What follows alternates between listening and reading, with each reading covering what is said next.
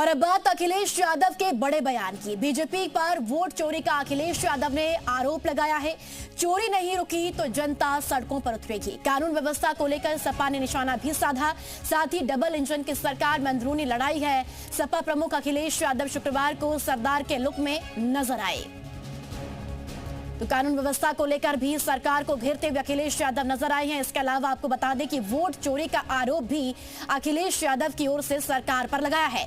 इसके अलावा अखिलेश यादव ने कहा कि निष्पक्ष चुनाव कराने की जिम्मेदारी इलेक्शन कमीशन की है। तो कहीं ना कहीं इलेक्शन कमीशन को भी घेरते हुए अखिलेश यादव यहां पर नजर भी आए हैं।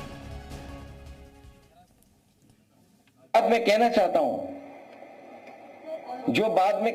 हूं, इसी तरह की वोट की डकैती होगी तो हो सकता है जो आसपास के देशों में जनता सड़कों पे दिखाई दी, हो सकता है जनता भी सड़क पर दिखाई दे। वो कांग्रेस में भी रहे हैं और हमारे साथ थे तब ठेकेदारी करते थे। और ये जो साथी बोल रहा है ये अपना पैकेज नहीं बताएगा। ये भी पैकेज पे ही चलता है ये चैनल भी।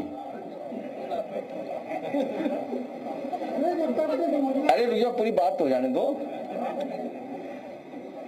भारतीय जनता पार्टी के लोगों के पास काम नहीं है, ये काम दिखाने को नहीं, खोखले हो गए हैं।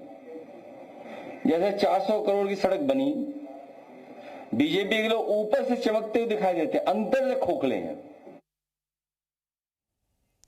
तो अखिलेश यादव ने बीजेपी पर सरकार पर निशाना साधा है। बता दें कि वोट चोरी का आरोप लगाया है।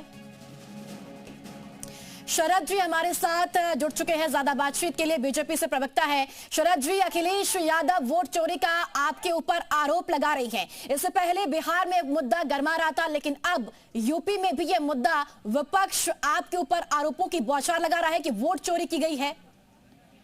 देखिए, 2014 से उत्तर प्रदेश से बाहर है और केंद्र से भी ये बाहर है। लेकिन इनकी समस्या ये है कि इनके पास कोई मुद्दा नहीं है। पहले ये कह रहे थे कि ईवीएम मशीन हैक हो रही है। जो इलेक्शन कमीशन ने कहा कि आप आइए, हम आपको मौका दे रहे हैं, 2 दिन का समय दे रहे हैं, आप ईवीएम मशीन हैक करके देखिए, तो इनमें से कोई नहीं गया। उसके बाद इन्होंने कहा कि हर जिले से हमारे 20-20 हजार वोट चोरी हो रहे हैं।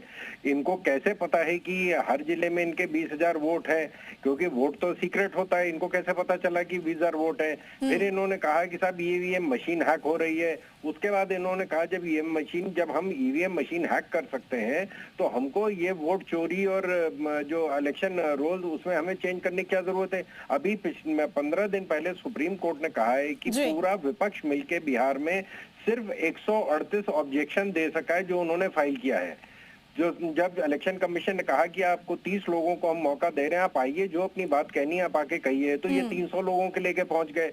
आपको इतना लंबा आपका जीवन है जर्नलिज्म में। लेकिन शरद जी, विपक्ष तो कहता है कि हमारे पास सबूत है वोट चोरी के, हम जो सबूत है वो भी पेश करेंगे, जनता के सामने लेकर आएंगे।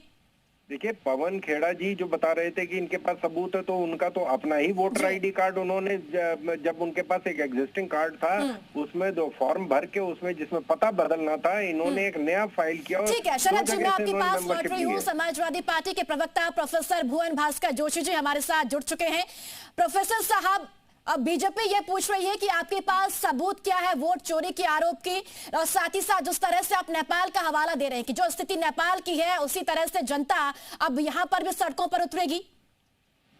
देखिए, देश में समाजवादी पार्टी एकमात्र ऐसी पार्टी है जिसने 28,000 एफिडेविट माननीय हमारे देश के चुनाव आयोग को देने का काम करा, लेकिन आज तक समाजवादी पार्टी को उनका जवाब नहीं दिया। और हमने बकायदा एफिडेविट देकर उनको जवाब मांगने का काम करा।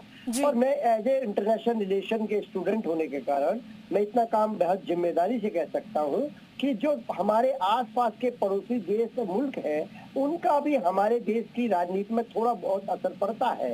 माननीय अखिलेश यादव जी का कहना, जिस प्रकार सरकार वोट चोरी का जवाब देने से बच रही है, बार बार माननीय प्रधानमंत्री जी बच रहे हैं, और इतने सारे जो विपक्ष हमलावर है, निश्चित तौर पर हमें लगता है कि देश को नेपाल जैसी स्थिति में ले जाने को मोदी। चलिए, भुवन भास्कर जोशी, जो आरोप आप सत्ता पक्ष पर लगा रही है वो कितने सही साबित होंगे ये